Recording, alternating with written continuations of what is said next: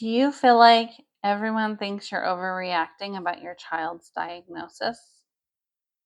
Have you heard, well, everyone's a little autistic, or they're just a busy little body, just like little boys?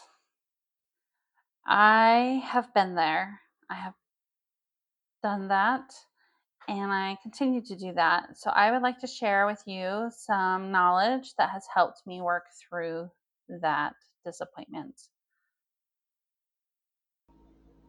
Welcome to the Autism Diagnosis to Confident Mom podcast with Kira from Kira Brown Coaching. I'm a mom of neurospicy kids and a life coach. I'm here to share real tips and support to help you feel confident as a parent.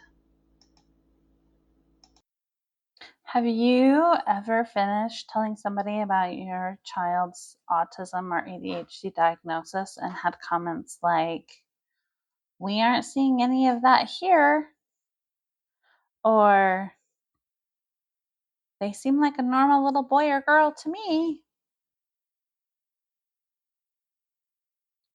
or then they go into some lecture about how autism or ADHD is just a catch-all and it's overdiagnosed and totally disregard what you just had to say.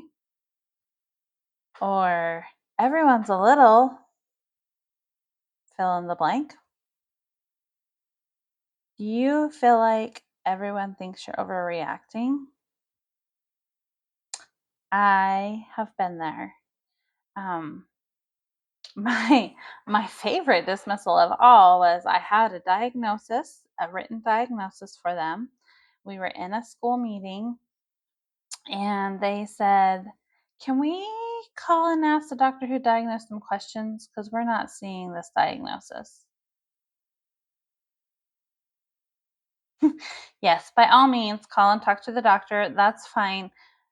But what do you mean you're not? It's right here on paper. Like, what more can I do? Like, I just filled out questionnaires about all of the things that he does at home, the behaviors, the whatever, but we don't see it here, so it must not be true, right? Because, you know, doctors just like to diagnose things for fun that aren't really there. So, we're going to talk about that today. We're going to talk about what happens when everyone else thinks I'm overreacting. First of all, let's start off with just a few things to understand that will help you move through the process a little bit easier. So, the first one I want to talk to you about is they don't know your kid like you do. They say you have to have 10,000 hours in something to be considered an expert on it. My guess is whoever you're talking to has not spent 10,000 hours with your child like you have, that you know your child better than they do. An example of this is I took my ADHD daughter in to get a diagnosis, to be evaluated. And this is what was going on. She was a super social girl. And then all of a sudden at school, she didn't want to go to school anymore. Kids were making fun of her. She wasn't wanting to sleep at night. She wasn't talking to new people. She did a 180 on her behaviors, right? So we made an appointment. We waited the waiting list time. We went in. We paid thousands of dollars to have her see a developmental pediatrician. And we came out of there without a diagnosis other than she was a shy and anxious child. My heart sunk. This was supposed to be the expert who could tell me what was going on with my child, and he totally missed who my child was. My child is not shy. In fact, that's the running joke, is She has a name that implies that she would be shy, but she is not shy. She has, from the time she was itty bitty and able to walk, you had to watch her or she'd be sitting on a stranger's lap at the park or at the older siblings' t-ball game or whatever. Like, she wasn't shy. Just because somebody has a degree doesn't mean they know your child.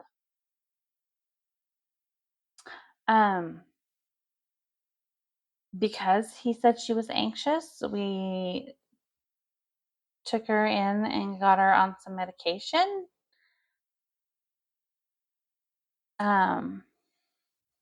For that. And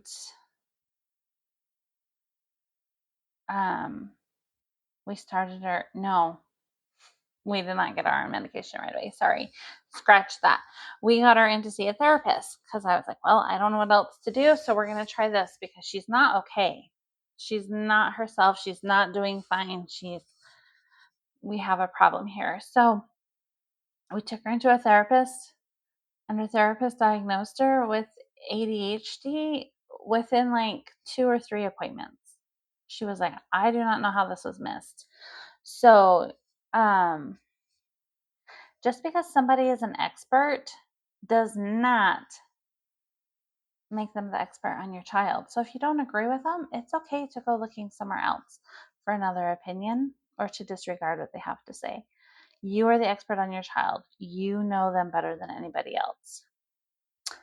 My second thing that I want you to think about is people are only seeing pieces of the puzzle. So your child with ADHD or autism is like a 1,000-piece puzzle, right? There's a lot of pieces that go into it. You have to figure it out. It's hard and strategic. When they go to school and are able to hold it together, somebody is only seeing 10 pieces of this puzzle. They are not seeing the whole puzzle. They're not seeing the whole picture like we as parents see. And maybe we as parents don't totally understand yet. And so we're seeing 800 pieces of the puzzle, but we have a whole lot better visual of what's really going on. So it just might be that they don't see the whole picture. They think they do. Maybe they have a picture of their eyes and they're like, oh, yeah, it's a picture of an eye, but it's not the whole. They don't know that this child is brunette and tall and whatever. So just remember that they don't always see the whole picture like we do, especially if your child is good at masking. Okay. My third thing that I want to cover today is follow your mom or your dad intuition. The fact that you're questioning, is this normal, is reason enough to seek for answers. That means it's a big enough problem to be worth checking out. Just because other people don't see it doesn't mean it's not there. So follow your inner tuition as a parent.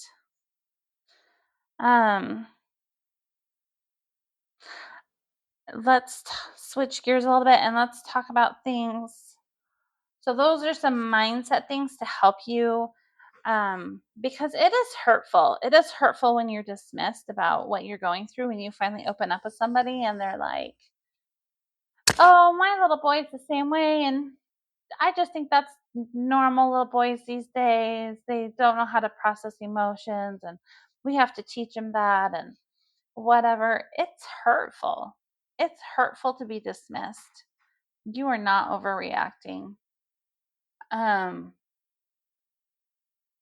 But those are some things that I want you to remember to help you move on and be like, well, I guess I didn't see it, but I know it's there. Okay.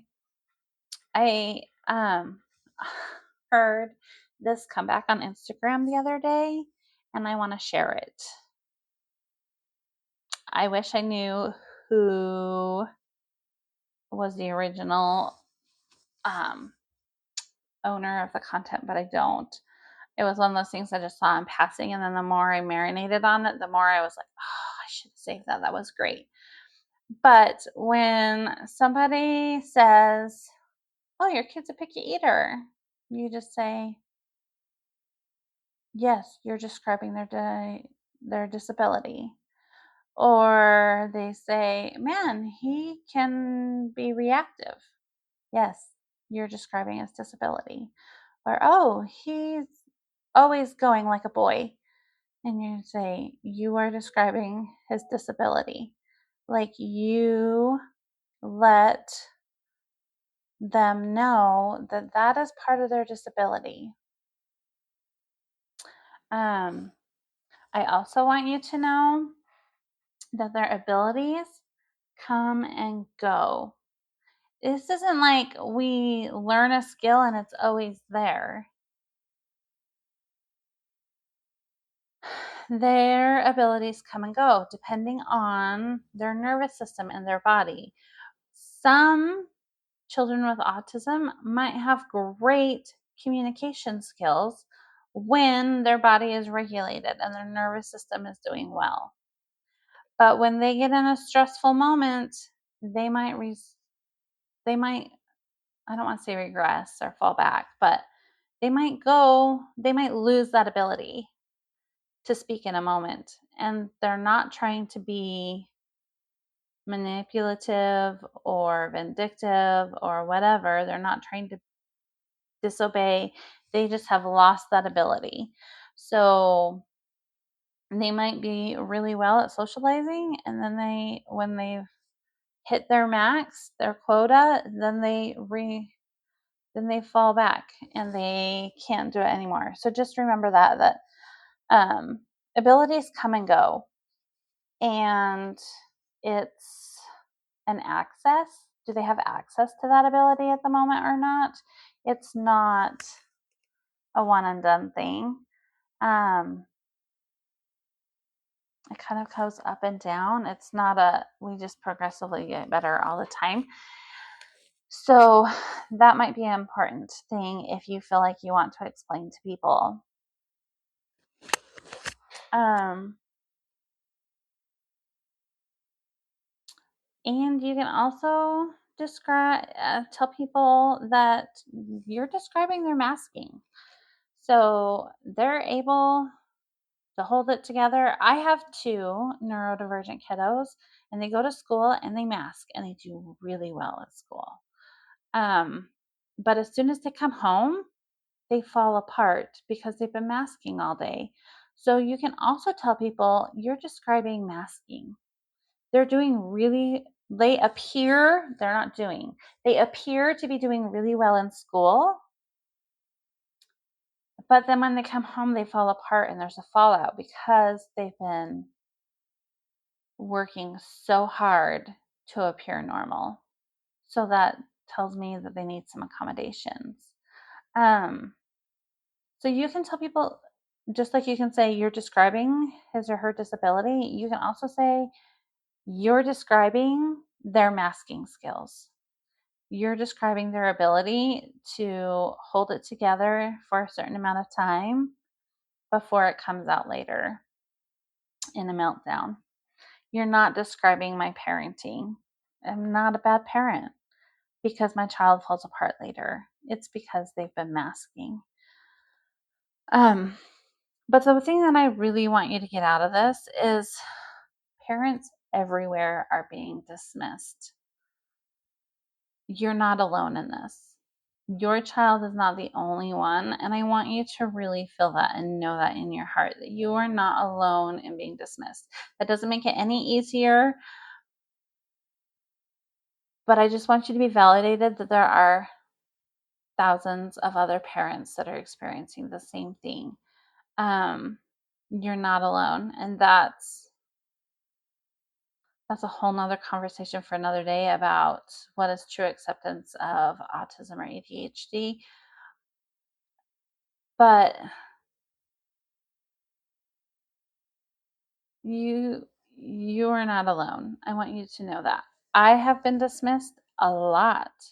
I have I have a child who needs fewer accommodations, and because of that, he gets labeled as a behavior child often because he appears to be normal functioning. He doesn't quote unquote look autistic, and so then people just assume it's a behavior.